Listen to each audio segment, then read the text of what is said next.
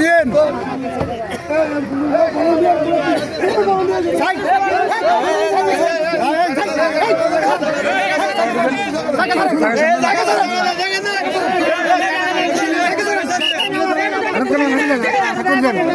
লোক আছে প্লিজ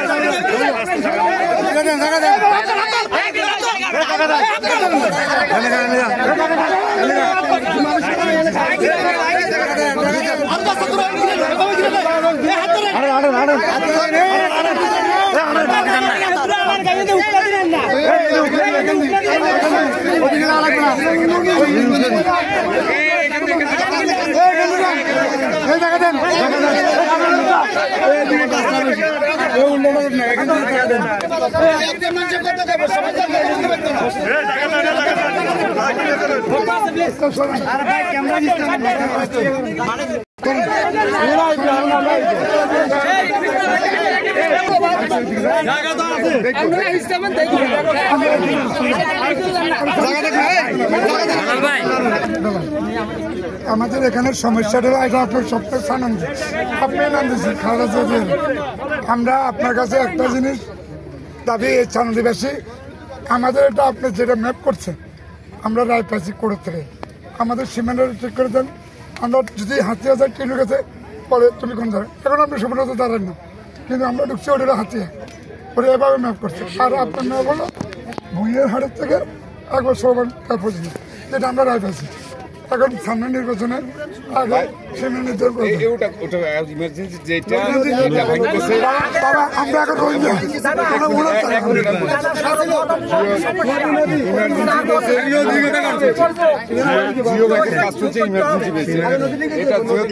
একেবারে অন্যরকম ভাবে ভাঙছে এটা নজির বিল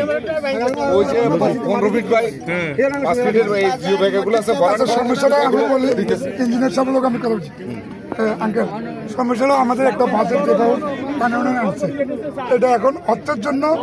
কাজটা চালু করতে পারছে না পুরো কারণ সরকার উত্তর দিচ্ছে না যেহেতু এখন কেয়ারটেকার সরকারের প্রধান উপদেষ্টা ডক্টর মোহাম্মদ সাহেব আপনার খরচ এবং আপনার প্রথম চার আপনার লোকের সাথে লোক বন্ধু লোক আমাদের অর্থ সংকট আমি ইঞ্জিনিয়ার সাহেবের নম্বর দিয়ে ওনারা বলছে 50 কোটি টাকা যদি কোনো অর্থ হয় আমরা এটা সরকার থেকে ঋণ হিসাবে নিয়ে কিন্তু কাজটা তো আমরা টিকাতে পারবো বুমেন পাশার টিকবে আমি ইঞ্জিনিয়ার হাতিয়া উপজেলার চিফ ইঞ্জিনিয়ার চিফ এলআই সাহেবের সাথে অনেকক্ষণ কথা বলছি আমি বলছি এটা হলো আজম সাহেবের স্বপ্ন ইউনিয়ন এখান থেকে বারবার ওনাকে ভোট দিয়ে 2008 সালে নারীপুরের বাসা মাঝি এটা আপনি জানেন কতটুকু করতে হবে বলেন এখান থেকে এখানে না না এখানে টেন্ডার হয়েছে কিন্তু অর্থের কারণে ওরা কাজটা চালু করতে পারছে না ওই অর্থটা যোগান যদি আমার আঙ্কেলটা তাহলে ওনার সপ্তাহে ভূমি বাজার থেকে সিভিল হিসাবে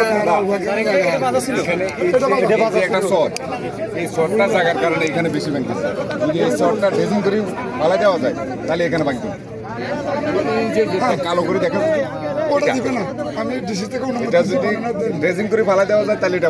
স্যার আমি একজন সাংবাদিক আপনি যদি এটা আমরা অনেক রিপোর্ট করছি যদি এটা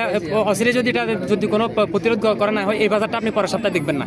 নিশ্চিত দেখবেন না যে এখানে ওনারা নিজেদের দোকান সরাই নিচ্ছে দোকান ফাটগুলা একবার কিচ্ছু নাই এই দোকান এখন আপনি জনসভা করবেন আগামী সপ্তাহে আপনি আর এটা দেখতে পাবেন না আমি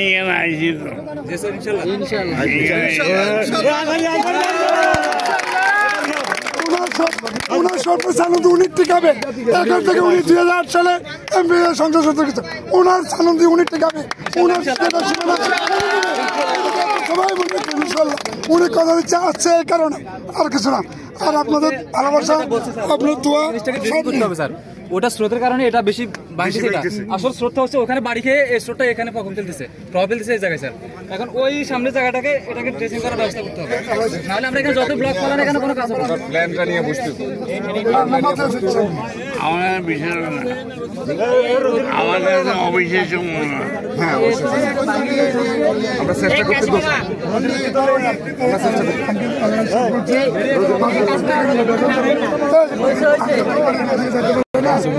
বস্তাগুলো পড়তেছে এখন ছোট বস্তা দিয়ে পারে ভাই